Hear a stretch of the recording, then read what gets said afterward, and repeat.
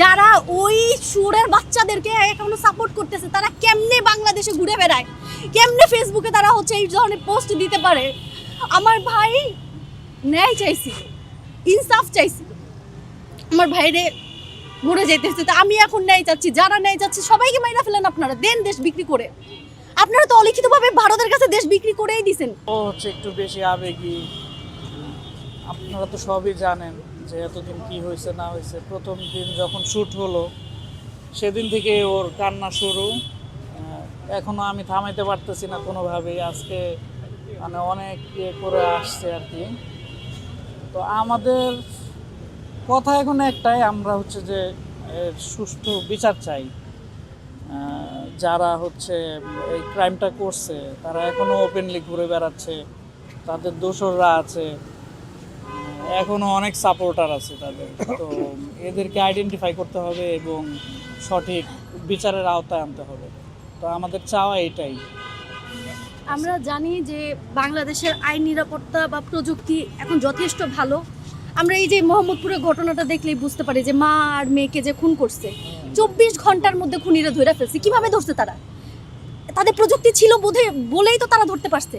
তাহলে আমার ভাইয়ের খুনিরা কেন এখনো বাইরে ধরতে পারে নাই? কেন তারা এখনো বাইরে ঘুরতেছে? আপনারা ফেসবুক খুললেই দেখবেন এখনো হচ্ছে গিয়ে এই খুনি হাসিনার পক্ষে মানুষ সাফাই গায়। কেন তারা বাইরে ঘুরতেছে? যারা ওই সুরের বাচ্চাদেরকে এখনো সাপোর্ট করতেছে তারা কেমনে বাংলাদেশে ঘুরে বেড়ায়, কেমনে ফেসবুকে তারা হচ্ছে এই ধরনের পোস্ট দিতে পারে? আমার ভাই ন্যায় চাইছিল, ইনসাফ চাইছিল, আমার ভাইরে মরে যেতেছে। তো আমি এখন ন্যায় চাচ্ছি, যারা ন্যায় চাচ্ছে সবাইকে মাইরা ফেলেন, আপনারা দেন দেশ বিক্রি করে।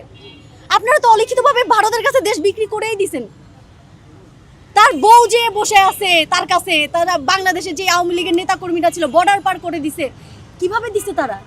প্রশাসনের মধ্যে নিশ্চয়ই তাহলে এখনো অনেক মানুষ আছে। তাহলে সেই প্রশাসন এখনো এই দেশে থাকে কেমনে? তাদেরকে কেন এখনো হচ্ছে বিদায় করা হয় নাই?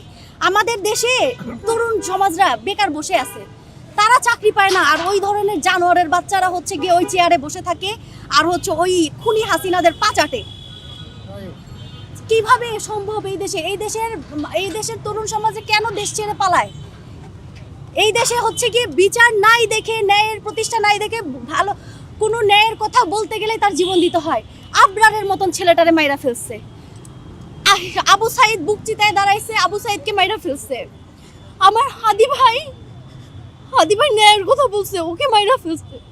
আর কত প্রাণ যাবে, আর কত প্রাণ যাবে আমাদের এই দেশে? এই দেশে কি ভালো কোনো ইনসাফ প্রতিষ্ঠা হবে না? ন্যায়ের কথা বললেই কলেমার পতাকা উঠছে। ওই খুনি হাসিনার ছেলে বলতেছে এখানে নাকি জঙ্গলি। আরে যেই ছেলে জানে না কলেমা ওইটার কলেমার পতাকা, সে কি মানে তারা কিভাবে দেশ চালাইছে? আর এই যে বিএনপি জামায়াত, কি বলবো তাদের? যেই বিএনপি ওই যে সেদিন ওসমান ভাইয়ের হচ্ছে বোন বললো খালেদা জিয়ার হচ্ছে চিকিৎসার জন্য বিদেশে নিতে পারে নাই, 17 বছর তাদের দাসত্বের মধ্যে ছিল, এখন আসছে বড় বড় কথা বলতে। কোন আটকেলা তারা বড় বড় কথা বলে? মির্জা ফখরুল যে কিনা বলতেছে ও কোন হাদি কোন ওসমান সে চেনেই না, গুলি করার পরে বলতেছে এটা একটা বিচ্ছিন্ন ঘটনা। এগুলো কোন আটকেলা পড়ে? তারা কিভাবে এই দলীয় চেয়ারে বসে থাকে? তারা